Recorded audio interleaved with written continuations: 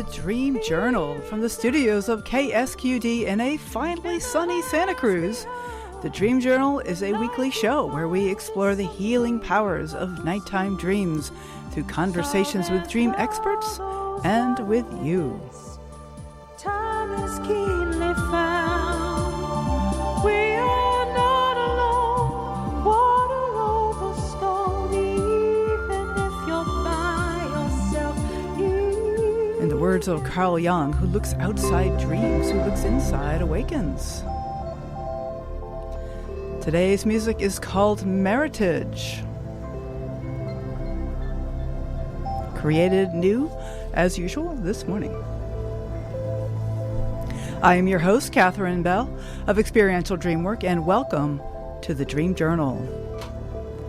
How can you dream well if you're not sleeping well? Why sleep is so important and how to get more of it. Our guest today is neurologist and sleep specialist, Dr. Chris Winter, host of Sleep Unplugged. The Dream Journal is also a weekly podcast, but please subscribe, rate, and review. Most importantly, tell your friends. The mission of this show is to get people talking about their dreams, and that's one way that you can initiate the conversation. Hey, I've been listening to this podcast called The Dream Journal. You can find archives on any of the major podcast platforms. They're also available at Apple Podcasts, Spotify, and at ksqd.org/the-dream-journal. I have had a couple of dreams recently which have left me feeling a little anxious, and I'm wanting to stay with the sense of the dreams rather than going to the name anxiety, that word of anxious.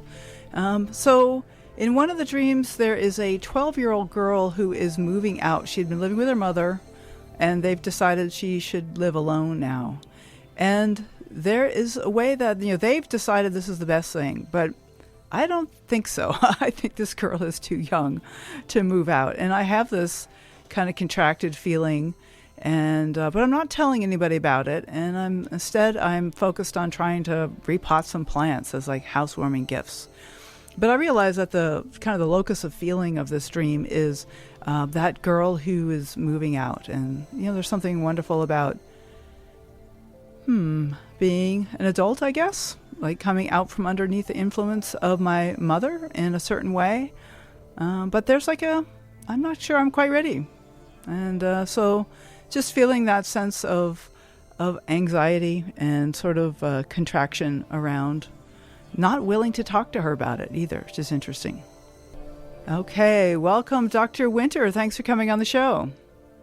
Thanks for having me. I really appreciate the invitation. Excellent. Dr. Chris Winter is a neurologist and sleep specialist. He is the author of The Sleep Solution, Why Your Sleep is Broken and How to Fix It, and also The Rested Child, Why Your Tired, Wired, or Irritable Child May Have a Sleep Disorder and How to Help.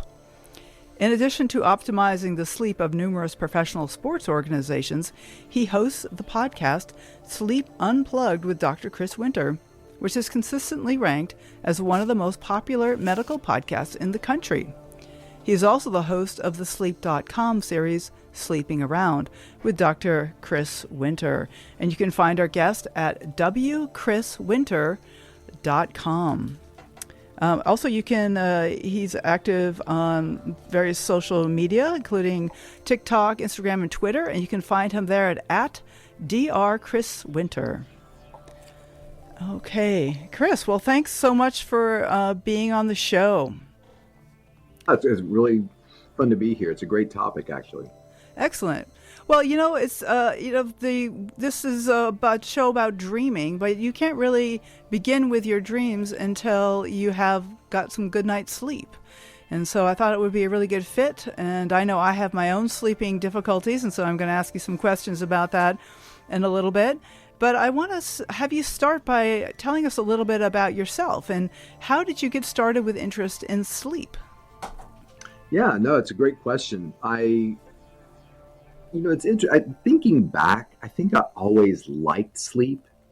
I don't think that's particularly unique, but I just remember really liking it.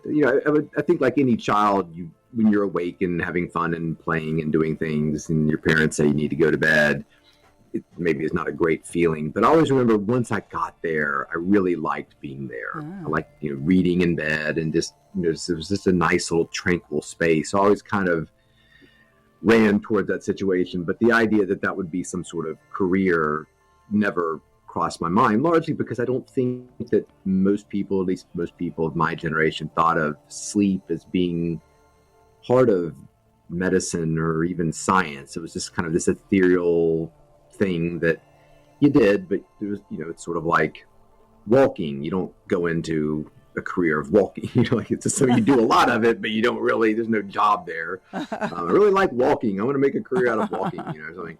So when I had this idea of being a doctor, but both my parents were school teachers first in their families to go to college. And so you sort of, as a young person, you pick this career. I'm going to be an astronaut. I'm going to be a, secret agent or something. And I think for a lot of young people, you don't really know what that means. In fact, I always joke that I probably stuck with the career just because of the feedback I got from, grandparents. If you tell them I'm going to be a pastry chef, they're like, they don't care about that. But I want to be a doctor. Oh, Chris is going to be a doctor, and give him a piece of candy and $1, and or something like. We're so excited. Like, so you get this kind of reverse feedback from your family and facilitation there. But so I got to college and really, I signed up for some pre-med classes, but I went to an advisor and he said, well, why don't you work for a doctor and see if you like it, and make some friends and get some experience. And so I started working for a doctor named Paul Surratt, who ran the sleep center at the University of Virginia.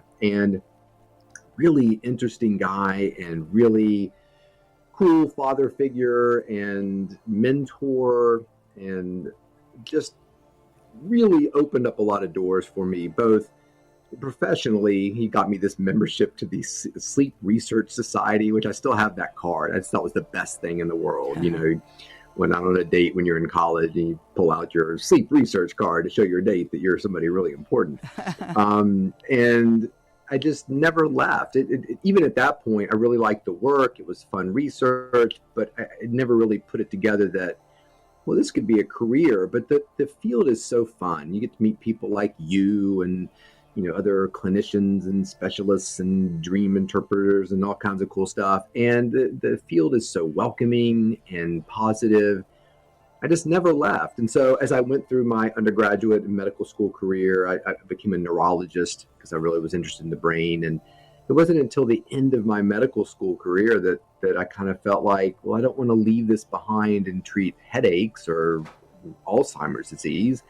I want to keep doing stuff within sleep. And so after I finished my neurology residency, I did a sleep fellowship and have been practicing adult and pediatric sleep medicine ever since, and love it. So you have a clinic, is it Charlottesville, Virginia? Am I remembering that right? That's correct. Yes. I have a private clinic in Charlottesville, Virginia, which is near the University of Virginia, where I went to undergrad and did my neurology residency, but I'm not affiliated with them right now, but they're, great place. But yeah, so we're here in the city and we have our clinic, and it's just a lot of fun. We treat a lot of people. Oh, I love that. And so like, I know there's many books written on this, including I've heard you mention the Matthew Walker book, Why Sleep, Why We Sleep. But I wonder if you could give us like a encapsulated version of why is sleep important? It's sort of like asking the question, why is breathing important, or why is drinking water important? It's a massive answer. It's a very small answer. It's still somewhat of a nebulous answer in the sense that sleep is involved with everything that we do, from our metabolism to our cognitive health to our cardiovascular fitness. It really has its fingers in everything, just like hydration would. You can't say, well, when you hydrate, it's all because we want our skin to not be dry. I mean, that's one benefit of staying well hydrated, but it's one of many, and probably many that we don't really understand yet. So it's fun to be involved in something that is in some ways niche. I don't think a lot of people would say, seeing my sleep doctor is the most important doctor that I see. Although numbers would argue that. It's really funny. I remember going when we had our first big recession. I remember thinking, well, this is really going to hurt our clinic because patients will go see their cardiologist when they have chest pain. They'll go see their endocrinologist when their blood sugar is screwed up, but they're probably going to not spend the money or the time seeing their sleep doctor because, well, that's not nearly as important as these other things. And it was very much the opposite. It was, we found ourselves playing the role of primary care doctor because as we were talking about somebody's restless leg, I'm like, you've got a really bad looking ulcer here on your foot that you should get taken care of. Oh, I know, I've been meaning to do that, but I just haven't pulled the trigger on going to see my primary care doctor. Well, wait a minute, you're here, so you can pull the trigger to see a doctor. So are you saying that you've chosen, I'm struggling with my sleep over this really nasty infected foot ulcer that you got here that I'm going to write you an antibiotic for, but you've got to see somebody.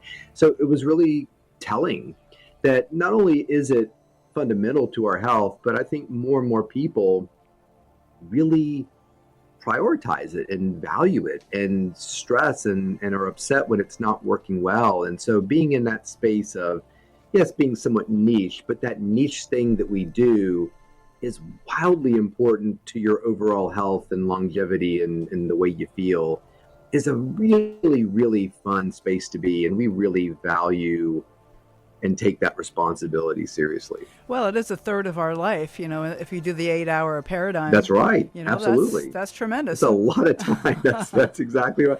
Do you ever do that? One time I was thinking to myself, I'll floss for a minute every day. But then you compound that over a life. I just love those, like, get your phone out and get the calculator out. You're like, wow, I'm going to spend 6 months flossing over the period of my next. Totally. But the sleep one is an easy calculation. A third of your life right there. Boom, sleep in your bed. It. So what about that canonical 8 hours? I mean, that's the number that's always tossed around. And is there a distribution of how much sleep people need? Some people swear, I'm fine on 5 hours a night, 4 hours a night. And some people clearly are not fine on that amount of sleep, even though they say they are. But is there truly a population of people who really are fine on less sleep than the canonical 8? Yeah, by the way, great adjective there. Yes, and it is kind of canon. So the 8 hours is what I always tell patients or media or whoever we're talking to at the time. 8 hours is a great average for an adult sleeper. It might be a little on the higher side, but there's nothing wrong with that. So I like 8 hours. It's a round number. It's a pretty number. So I think it's a great place for people to start. It's sort of, I don't know, maybe the analogy would be you don't feel great about your weight in some way. You go to a dietitian and they ask you some questions, weigh you maybe, and say, okay, well, for somebody your age and activity level and weight, you're probably going to be consuming around 2,300 calories a day. So maybe that's a great place to start. So let's do that. We'll structure your diet so you're taking in 2,300 calories a day and this percentage of protein and carbohydrate or whatever, and then you'll come back to see me in a few weeks and we'll see how things are going. If you're really hungry and you're just always uncomfortable, maybe you need more like 24, 25 because you're a busy person, you exercise a lot. Maybe 23 was a little too high. Maybe 21 is better for you. So I think in the same way, 8 is a great number to start, as long as people understand that it's the middle of a bell curve and you are an individual. You are Robert, keep thinking about Robert Van de Castle when you mentioned dreaming. Yes.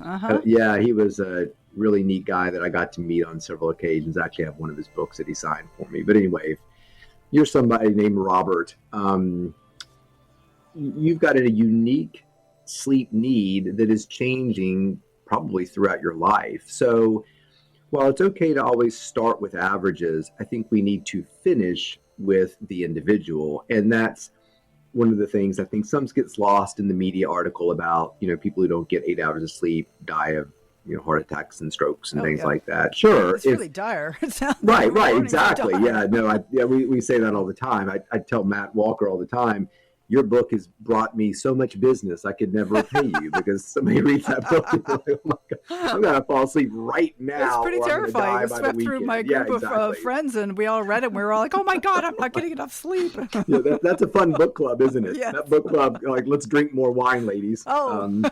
We're doomed. So yeah, so I think that as long as people understand this is an average, this is something you could shoot for, and understand that we can massage that number based upon the way things going forward is the right thing to do. Now, you also ask, can people do well on less? And yes, you can. And there's two sort of mechanisms for that. If you're somebody who requires 7 hours, that's genetically what you need, then yes, you're going to do just fine on 7 hours and be healthy. Mm-hmm. There are also people who possess certain genetics that allow them to, on the surface, function pretty well on inadequate sleep. And it's a real double-edged sword. I always call it the horsepower gene, although there's probably several genes that kind of control it.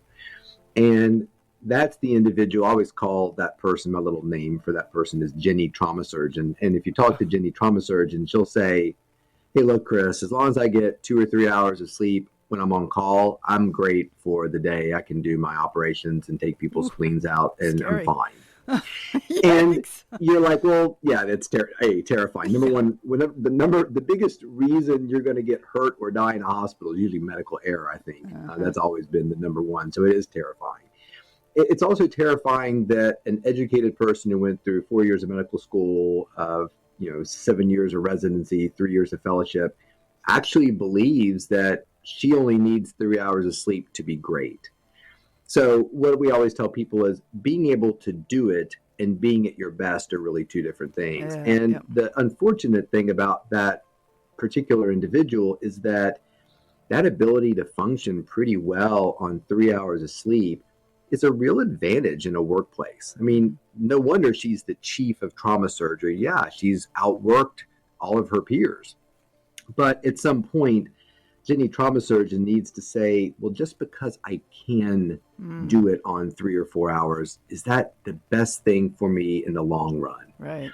I had a mentor who always said he had a saying for it, but I'm blanking on what it was. But it was basically 4 hours, you fly and then die at 54, 55 and die, 55 fly and die or something. I can't remember what, but it was essentially, yeah, you'll do it. You'll look great. She'll do all these great surgeries. She'll get awards. She'll do her triathlons. Everybody will marvel at her energy.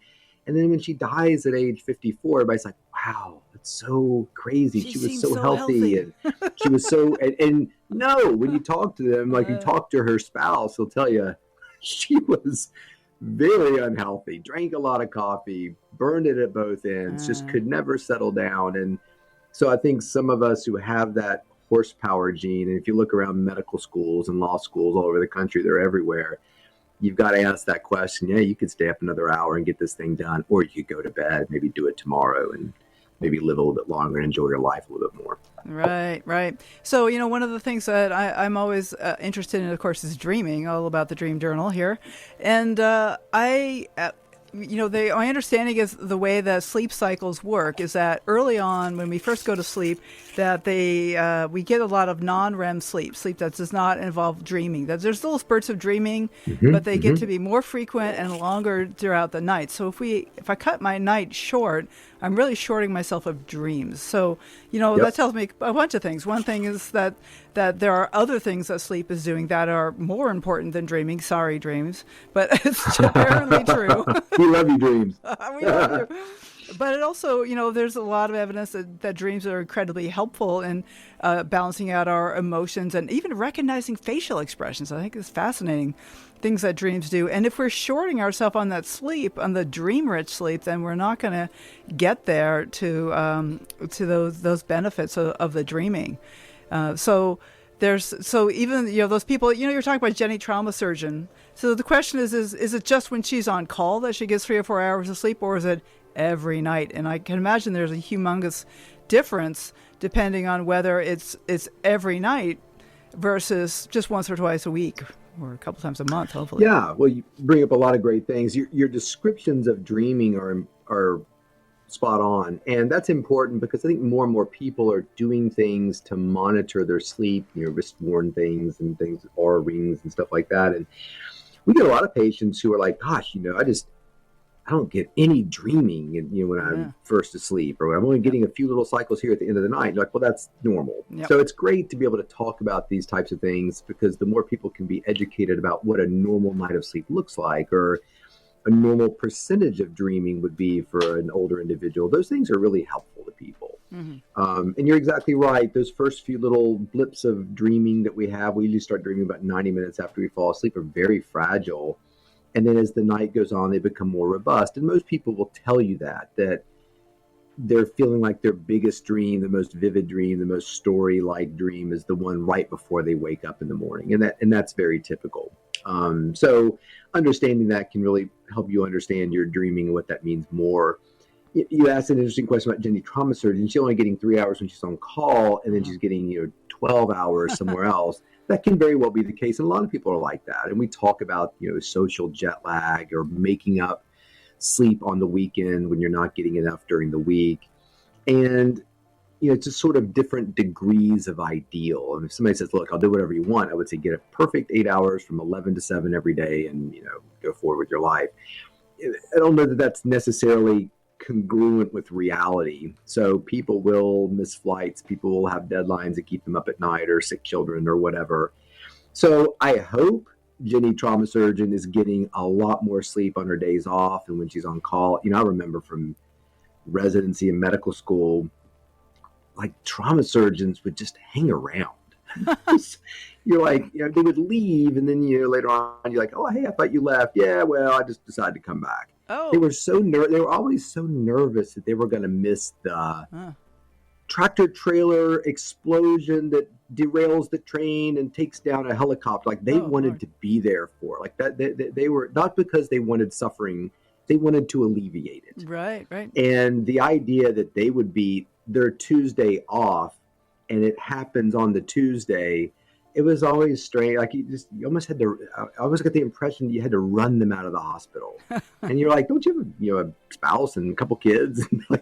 It just never seemed to compare to the farming equipment accident that they were scared they were going to miss and be able to save the day. But anyway, so you hope that these individuals do love their job, do a amazing service for people, but also take care of themselves and spend a little time with their family. But I don't think that's always the case. And, I think that people have more and more distractions and obstacles to get through, to get the sleep that they need. And I think people are just working more. It's an economically difficult time. So working 2 jobs or having side hustles, driving an Uber at night after you finish your first job is just more and more common. And these are very difficult conversations to have with patients. Like, I've got this ideal for you. You've got the reality of your living situation. We've got to come to some sort of agreement or plan that allows you to support your family and pay your rent, but also not put your car into a telephone pole. Yeah, exactly. I was falling asleep at the wheel. That is a tough. reality. Yep. It is. Yeah. So I'm wondering about. I have a list. I have so many things here. I have a huge list of things. I want to get into insomnia, but I might want to wait until after the break. Well, let's see. I've already said the word, so let's go for insomnia, because I'm thinking about your comparison to a nutritionist who says, 2,300 calories, so you can figure out how much food you're going to eat and weigh it out or whatever it is and control that. But if you say, well, I want to get 8 hours of sleep and I'll lay down, I may or may not actually go to sleep. I don't know if it's an automatic process or something. There's something involuntary about it. You can't just say, I will sleep now. That's right. And so I am actually a fairly frequent insomnia sufferer, and it is difficult. In fact, last night I had a particularly difficult time sleeping, and I was listening to your podcast while I was sleeping, one about the 9 P's of insomnia. And did it put you to sleep? No, it didn't, unfortunately. That's too bad. I know. It's too bad, but it brought up a lot of questions for me about all these influences in insomnia. And one of the big takeaways I got is that a lot of it has to do with your relationship to insomnia. Are you anxious about it? Is it, are you Like I'm a insomniac a couple times a week, but it's not. I don't really get anxious about it. I'm more involved in what am I thinking about. Like that's what I'm thinking about, rather than I'm laying there thinking, oh my God, I got to get to sleep. And like having the idea of that I'm not getting enough sleep itself is damaging. Yeah, and that's, you're bringing up a lot of things, and I appreciate you listening to my podcast.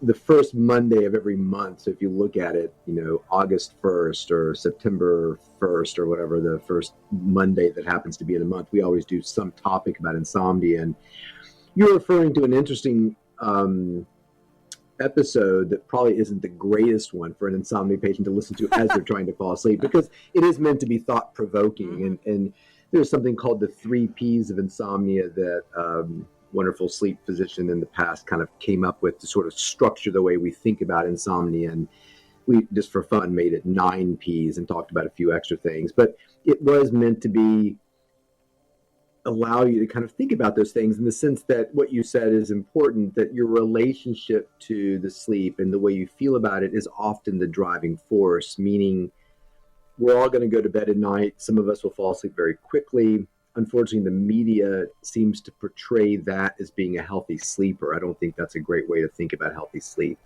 And we see that a lot. A patient comes to my office and says, look,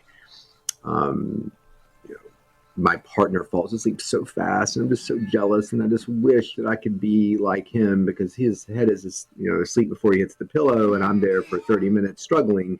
Mm-hmm. And I often tell patients, I'm actually more worried about your husband than I am you. That why is he so driven to sleep? What is that mechanism that's happening? I mean, again, Jenny, trauma surgeon's partner, might tell you, when my wife gets home, she is asleep so fast, and it's taking me much longer to fall asleep. I'm much more worried about Jenny. Totally. So, I actually read something about that if you fall asleep something like within 15 minutes or anything shorter than 15 minutes of laying down, then you're probably sleep deprived. Right. So, and those are great ways, as we were talking about the 8 hours. Well, great, Chris. You say 8 hours is average. How much do I need? Those are the little clues you look for. If you sit down and watch a little Jeopardy and you never make it to double Jeopardy because you always fall asleep, that might be a little indication that the 7 hours that you seek every night, you might need a little bit more than that. But going back to what you were saying, one of the biggest driving forces of insomnia is this fear that if we don't get in bed and don't get to sleep quickly, we are somehow shortchanging ourselves of sleep. And there really is no research that would support that whatsoever. The people who are shortchanging themselves, when you read the article about sleep deprivation causing, massive cost to our health industry and all kinds of medical issues when people sleep deprive themselves, we're really talking about people like Jenny, trauma surgeon, like the person driving the Uber at night after their full day of 10 hours of work. These are individuals that are sleep depriving themselves. And when you ask them, hey, when you get home and get into bed, what's going on there? I had a guy who said, when I finish driving my Uber, I pull into the driveway. I don't even go into the house. I put the seat back, go right to sleep. Oh, oof. I'm so sleepy at the end of my shift that it's just the idea of getting out of the car, getting in there. I just sleep in the car. And my wife will come out, knock on the window in the morning, wake me up, have coffee, I shower, and I go to my other job. Oh. So when you talk about, hey, what do you do? What pills are you taking to help yourself fall asleep? They're looking at you like, what are you talking about? Like, right. It's about staying awake. It's surviving. You drink coffee and sleep. I drive the Uber sitting on my car keys because it's uncomfortable and keeps me awake. So the fear that individuals are somehow in control of their sleep, or if they don't fall asleep within a short period of time, they're not going to get the sleep they need, is really kind of a myth. And that's why it's really helpful to define insomnia not as a person who can't sleep, which is if you ask 100 people what insomnia is, that's probably what they'd tell you. Oh, insomnia, it's a guy who can't sleep. No, it's actually a person who's not sleeping when they've decided they want to. So they went to bed at 11. It's now 11:30 and they're still awake. So that's part A. Part B is you're not happy about it. You're upset about it. You're anxious about it. You're thinking about it. You're trying to problem solve it versus, I'm awake. It's okay. Sort of like going to lunch with friends and they order their food and you're not that hungry. So you order a chicken sandwich, but you just really don't want to eat it. You don't have the appetite for the sandwich. So you wrap up and your friends say, "Oh, you're not going to eat that?" You're like, "Yeah, I'm just not that hungry." Would you call your doctor? Would you take a pill for that situation? Or would you have the faith in your body's metabolic system that, oh, well, sometimes people aren't hungry for a meal and they skip it and nothing happens? That's probably a You good go way right to on living keep your your weight life. down, too. Right, exactly. All of those Yeah, there's foods. something to be said for not eating when you're hungry. Totally, But, yeah. so we have a faith in that. And then nobody, if you interviewed that person, said, "You're not going to eat that sandwich. Aren't you worried about starving to death? Aren't you worried about malnutrition?" They would look at you like, "Of course not. Does sound a I little always crazy. eat my lunch. Yes. This is kind of a one-off thing." But with sleep, we're so educated about sleep now, which is awesome. People love to talk about sleep. I just flew back from Salt Lake City last night. If I'm sitting next to somebody, they say, "What do you do?" I say, "I'm a neurologist." So like, "Oh, I've got a grandmother who has migraines or something." "Oh, that's great." If you say you're a sleep doctor, you're not going to get any sleep on the plane flight because people have all kinds of stories to tell and questions to answer, and that's fine. I like that. I like being of service, even if it's on a Delta flight from Salt Lake City. So, but understanding these things is really important, and I think we don't do a great job of educating people. We just do a good job of kind of scaring people, and that's not always great. And it's not anybody's fault. You've got 300 words to write. One of the greatest tips for falling asleep fast. I just read the most ridiculous article on some outlet that said, if you want to fall asleep in 10 seconds, 30 seconds, or 1 minute, here are the methods to use. Lord. I'm like, what are you talking about? One was like putting your feet up and doing a breathing technique. And then the other one was this sort of army technique. And then I love the idea that it was like a menu at a restaurant. "Well, I'll take the 30 seconds to fall asleep item, please." And I just couldn't believe that somebody would stand behind that article. But that's the kind of thing that we put out there. Oh, okay. You've got to fall asleep fast or else. And I don't think falling asleep fast makes us any healthier than eating our dinner fast. Makes sense. If you're having trouble eating your dinner in less than 5 minutes, try these chips and we can get your dinner consumption down to 3.5 minutes guaranteed. Like, well, that doesn't mean anything. Oh my God. Anyway. Okay. Well, this is Dr. Chris Winter, and you're listening to The Dream Journal. My name is Catherine Bell.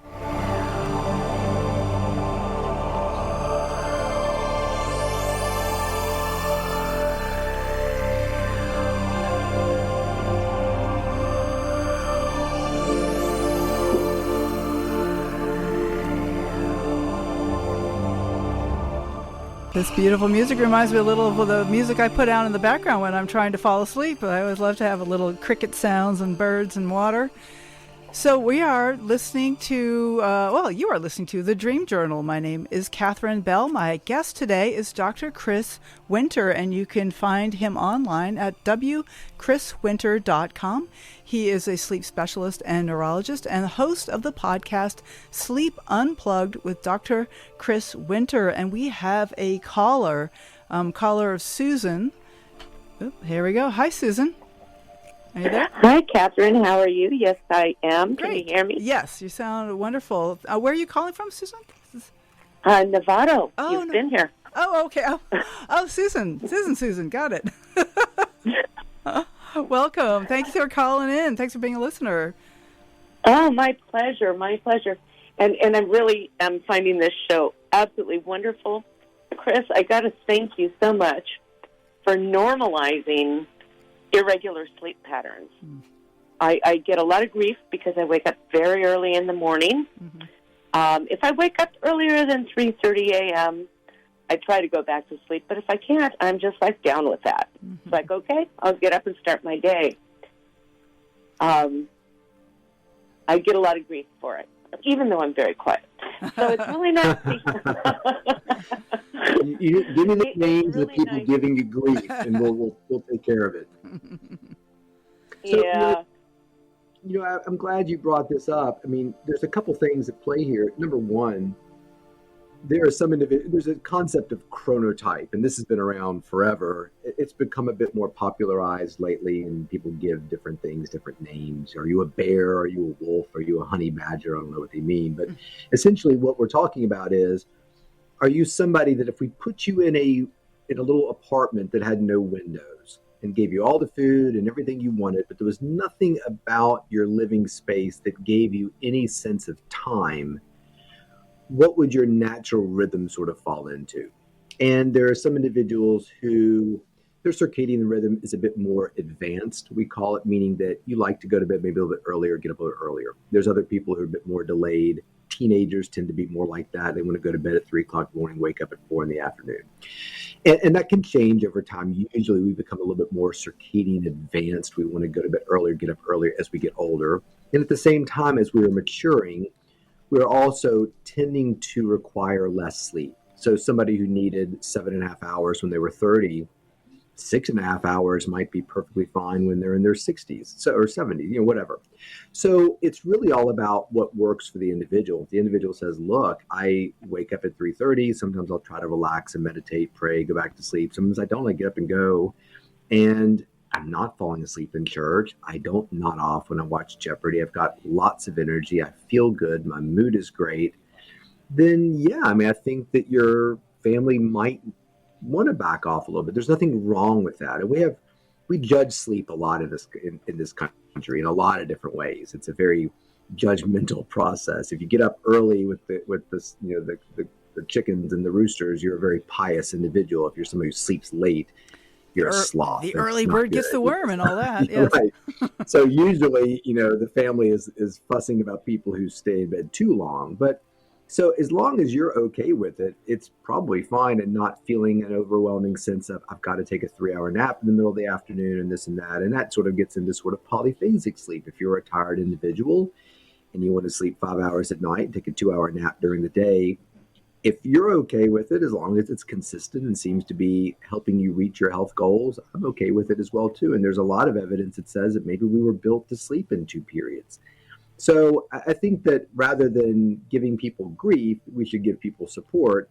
And if there's ever a sense of, well, maybe there is something wrong with my sleep because the way I'm sleeping leaves me feeling in a way that I don't like, there's always ways to investigate your sleep that are getting more and more simple that might be able to provide you either the answer or at least a piece of paper you can wave in your family's face and say, see, look, perfect sleep. My doctor said I have the sleep of a 22-year-old, so leave me alone. So anyway.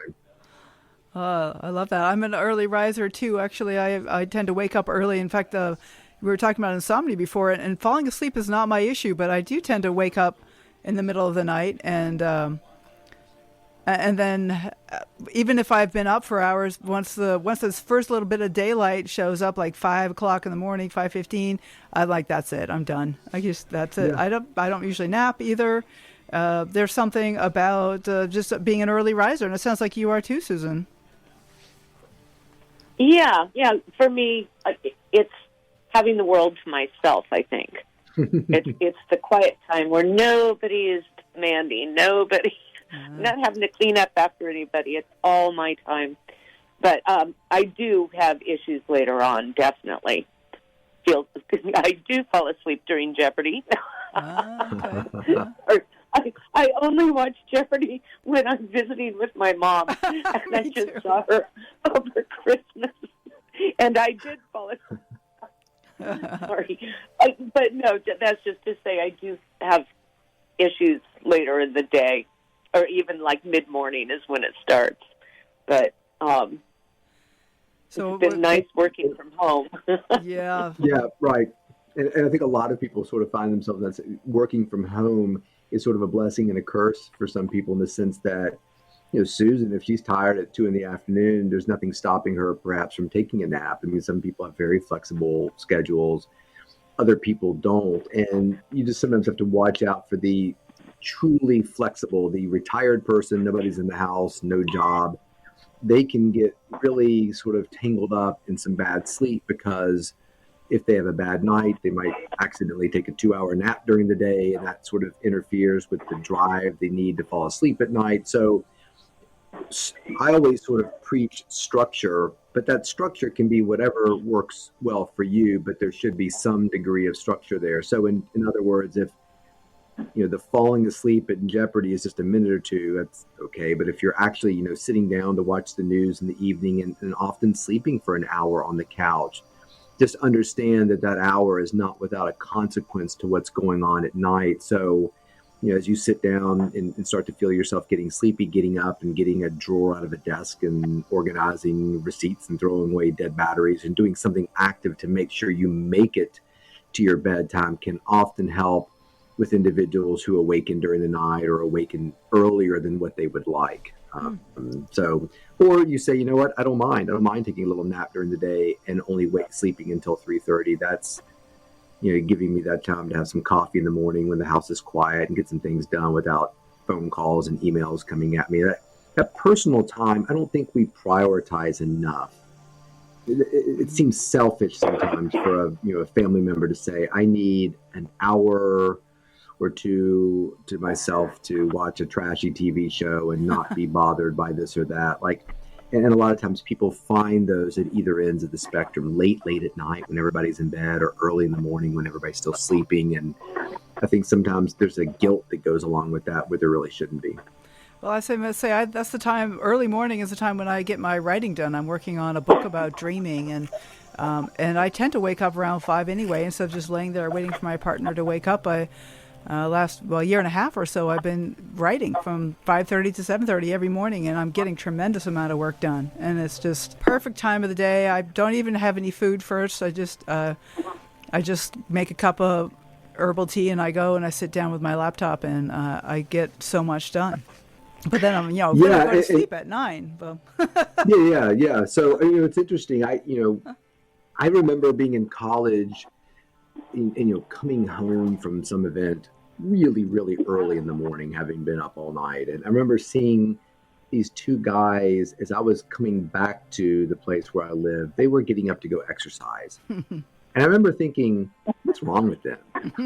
I truly thought that they were the ones with the weird problem and not me, dragging myself home at 6 o'clock, having not slept. As you get older, you realize just how nice it is to start the day kind of early if you can. Or my wife's been on sort of a yoga kick lately, and I'm unbelievably inflexible. And so I've been trying to get up and do that with her. And it's just a wonderful time of day and getting some things done first thing in the morning. Sometimes when your day goes really poorly at the end of the day, you're like, well, at least I got up and did some yoga. Right. That was nice. At least I succeeded there, and everything else was terrible today, but that was great. So I think as you get older, you just tend to kind of value that. But again, I'm not here to disparage the night owl. If you want to get up at noon and go to bed really late, as long as you're happy with the way your life's going and feeling like you're fulfilled, then there's nothing wrong with that at all. Oh, that's great. And that is sort of the key is everything going well as far as the sleep goes? Yeah, absolutely. Susan, thank you so much for calling. It's good to hear from you. You're Thanks, welcome. Susan. This is a great show. I'm loving it. Thanks so much. All right. Bye-bye. Bye now. I feel like Susan might be a relative of mine. I think Susan might actually be my mom. So just as a disclaimer there. Thanks, Mom. Appreciate you for calling in. Good acting, Mom. Oh, we get always support from our family. I love that. Yes. So, while we have, about 10 more minutes, Chris, I was wondering if you would want to talk a little bit about dreaming. This is the Dream Journal, after all. And what is your experience? You've mentioned Robert Van de Castle, and Matthew Walker, of course, has some wonderful chapters about dreaming. Do you discuss dreaming in your books, or what has been your experience with dreaming? Yeah, so to some extent, yes. I mean, my books are a lot more, I would say, clinical in the sense that, sure, we talk about REM sleep and dreaming a lot, but, more as a marker for some other things we might see in a clinic. I've got a lot of interest in dreaming. You mentioned Dr. Van de Castle. I should just mention he was a really interesting professor of psychiatry and behavioral medicine at the University of Virginia, and was really interested in dreaming and did really cool experiments like, I'm going to tell these husbands a word or an image, like a little matchbox car. And I want you to go to bed and think about the matchbox car. And then asking partners and wives the next day, did you have a dream? And if you dreamt, what did you dream about? And trying to figure out, is there any way that I could send a dream message to my partner in my sleep? Is this conscious communication the only way we're communicating with people? And I just really found his research to be really cool. And he's a very, very interesting and thoughtful guy. And we miss him. He died a few years ago, I believe back in, well, it's probably been about 10 years now, I guess, maybe. But anyway, so we think a lot about dreaming. I find dreaming fascinating. I experimented with lucid dreaming for a period of time, which I thought was really interesting, in a way that a lot of people can deal with certain aspects of their sleep very effectively. If you're somebody who is plagued by recurrent nightmares, which we see something we call nightmare disorder, where somebody's basically saying, look, I have such awful nightmares that are recurrent that it makes me dread wanting to go to sleep and things of that nature. And I wake up, and even though we all get that sense of after a bad dream, you wake up and, oh, thank God I'm not having to take this test. Like I always have the dream that I meet my buddy and they're like, oh, the finals right now. Well, wait a minute, I'm not in this class. Yes, you are. You're enrolled and you've got to take the test right now. And you go in there and you wake up, you're like, oh, yes, that was just a dream. And then it's almost a sense of relief. And some people don't even feel that. It's like they can't shake the images that they saw all day long. So there's this real blurring between that and reality. When you look at narcolepsy patients, they have these hypnagogic and hypnopompic hallucinations that are profoundly affect them in terms of they have these visions of things as they're about to go to sleep or about to wake up that they have difficulties distinguishing from reality. Wow. So, and then just dreaming itself can be an interesting marker for sleep health, meaning that if you said, look, do you dream a lot? We ask every patient about their dreams. And not only do you dream or not, but what's the content of it? So if somebody says, look, I was never a dreamer, which doesn't mean you don't dream. It probably means you're dreaming, you just don't remember them. We have to kind of wake up to remember a dream. So if somebody says, I didn't really dream last night, you probably, like you were saying, had several cycles of REM sleep, but you just went in and out of them pretty seamlessly, so you don't really remember what happened. But if somebody says, over the last 2 years, I am dreaming a lot, just out of nowhere, and it's always me being chased or me drowning or sort of being suffocated or something, like that could be very meaningful in terms of what might be going on with your sleep. Maybe you're developing some sleep apnea. So every clinician should pay attention to dreams for sure. If you want to get into the meaning of them or the interpretation of them, that's fun too. But just their mere presence or the changing character of the dream can be extremely important in terms of understanding what's going on with somebody's sleep health. Right. You're saying that kind of the quality of the dream really can reflect something about, the overall health of the person, but also the quality of their sleep. Yeah, and their psychological state, and we tend to bring in some sensory input into our dreaming. So it was always the sleepover party. Let's dip their hand in water, and they'll and I think a lot of people have had the experience of your alarm goes off. Have you ever had a dream where you incorporate the sound of the alarm into your dream? Oh, absolutely. And so you wake up and you realize, oh my gosh, I was dreaming that my dog was playing a trumpet. Yeah. And then you wake up and realize, oh no, that wasn't the trumpet. That was the alarm that I was beep, beep, beep. Right. Or I always dreamt that the car was backing up or something like that.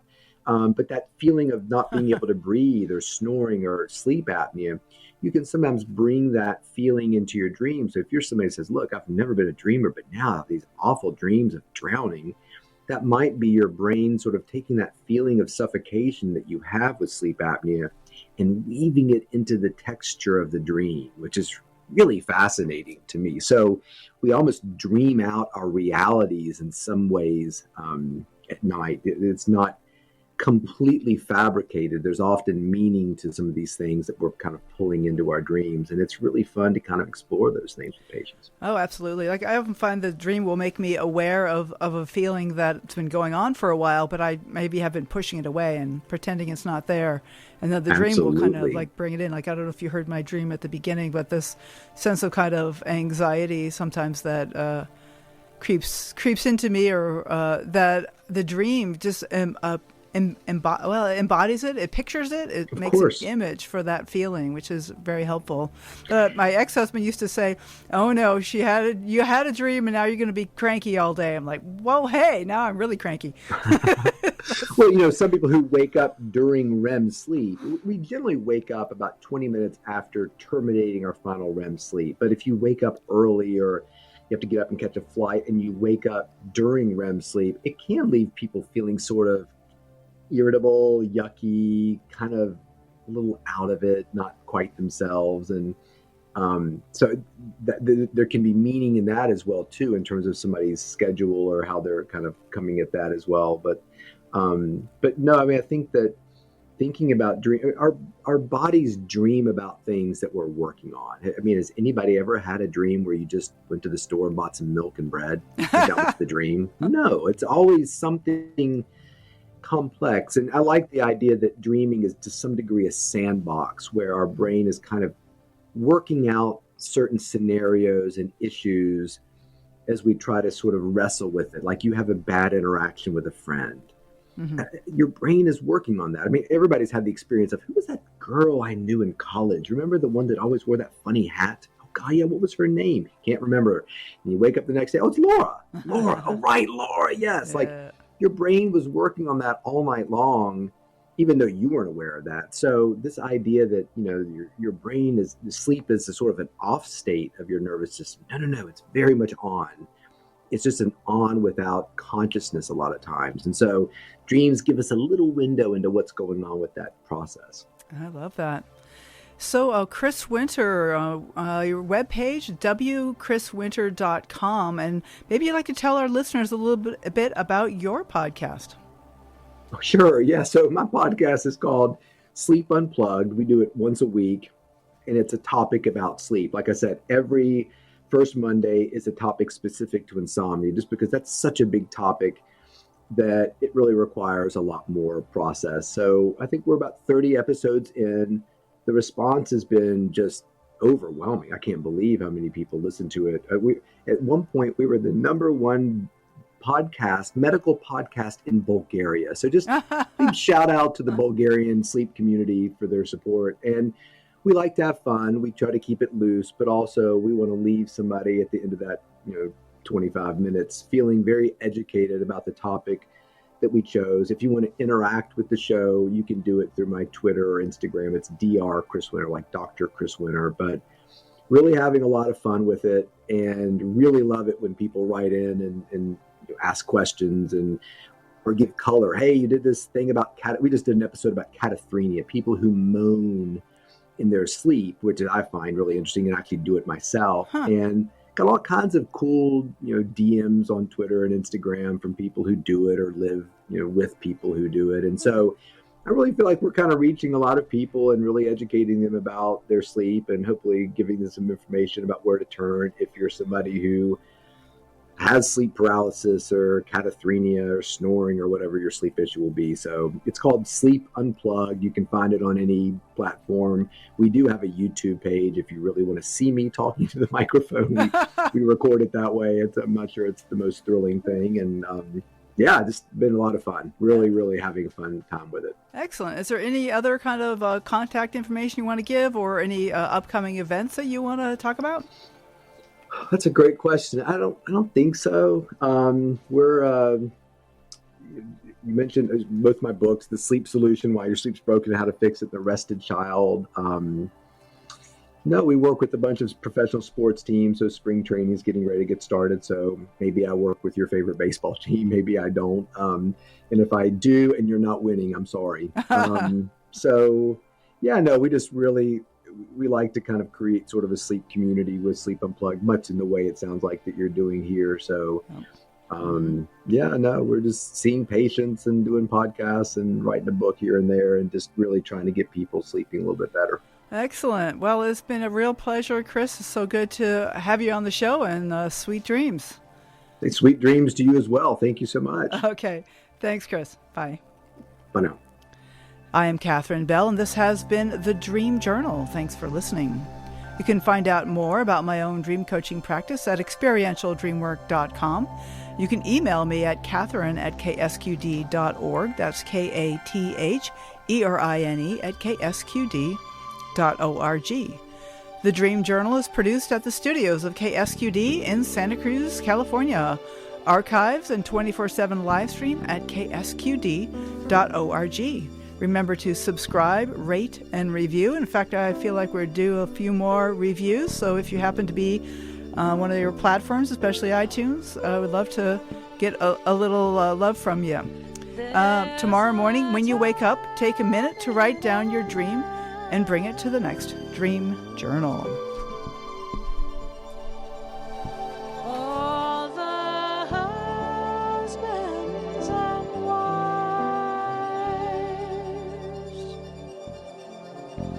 all the boys and the girls, and everyone in the world knows that so much is wrong,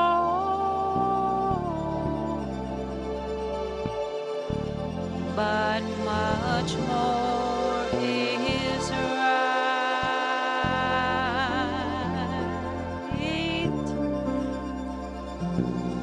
We see in the darkness by shining